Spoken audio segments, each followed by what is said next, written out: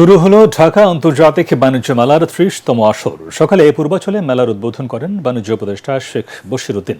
এবারের মেলায় স্থানীয় উদ্যোক্তাদের সঙ্গে বিনিয়োগকারীদের সংযোগ স্থাপনে জোর দেওয়া হচ্ছে বলে জানান তিনি। বাণিজ্য মেলায় স্থানীয় উদ্যোক্তারা ছাড়াও ৬টি দেশের ১২টি প্রতিষ্ঠান অংশ নিয়েছে। তরিক ইসলামের রিপোর্ট। বাণিজ্য মন্ত্রণালয় এবং ইপিবির যৌথ উদ্যোগে পূর্বাচলের বাংলাদেশ চায়না ফ্রেন্ডশিপ এক্সিবিশন সেন্টারে আন্তর্জাতিক এই বাণিজ্য মেলার উদ্বোধন করেন উপদেষ্টা শেখ বশিরউদ্দিন। আমি বাণিজ্য মেলার শুভ উদ্বোধন ঘোষণা করছি।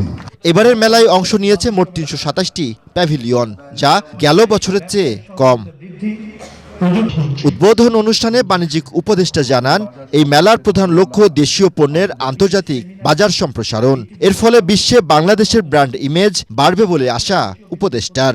এই মেলা বাণিজ্য, শিল্প এবং অর্থনৈতিক উন্নয়নে আমাদের অগ্রগতিকে প্রতিফলিত করে এবং ঐতিহ্যবাহী হস্তশিল্প থেকে আধুনিক প্রযুক্তি চালিত পণ্য উৎপাদন, বহুমুখীকরণ আমাদের সক্ষমতাকে প্রদর্শন করে। ক্রেতাদের সঙ্গে সরাসরি যোগাযোগ, বাজার চাহিদার বিশ্লেষণ, দর কষাকষি ও অর্ডার গ্রহণের মাধ্যমে তারা বাস্তব বাণিজ্যিক সুফল অর্জন করেন। উদ্যোক্তাগণ এই মেলায় অংশগ্রহণের মাধ্যমে নতুন বাজার সম্পর্কে ধারণা লাভ, আন্তর্জাতিক মান ও প্রযুক্তির সঙ্গে পরিচিতি এবং পণ্য উন্নয়নের সুযোগ পাবেন।